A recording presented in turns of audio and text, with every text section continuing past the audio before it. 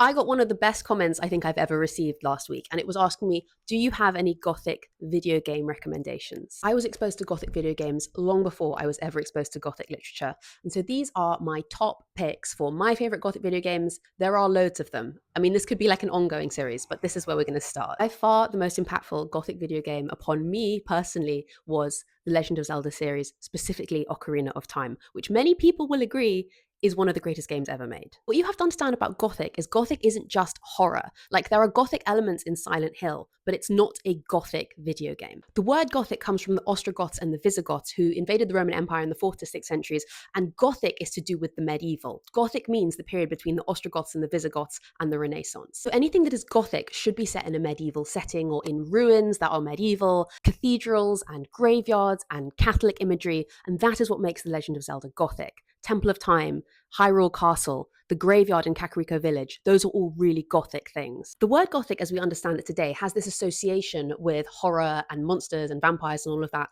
And that all happened in the 18th century when writers and artists were reviving fantastical ideas of medieval stories and romances, which is why The Witcher is really Gothic. The Witcher is all about slaying monsters. There are literally vampires, wraiths, revenants. These are all things that come up in Gothic literature of the 18th century. Architecture in The Witcher is like this imagined 12th, 13th century medieval world. That is super Gothic. This is not to mention the dungeon, witches, whatever the hell you want to call this. And what about Dark Souls and Elden Ring, I hear you cry? Yes, they are very Gothic. Again, you've got ruins, imagined medieval settings, monsters, legends, fantasy, myth. Bloodborne is of course very Gothic, and even though it's not set in a medieval setting, it's more of a kind of steampunk Victorian Gothic, it has all of those same motifs. Those among us who grew up playing the Super Nintendo system, Castlevania is not an anime on Netflix, it is a Gothic video game. More of the same, dungeons, medieval settings, you can see the architecture here is kind of ruined and Gothic. The monsters are like knights and demons. This is all tropes from 18th century Gothic literature. Yes, anyway, I've run out of time here. There's loads more Gothic video games. Let me know if you want more of this because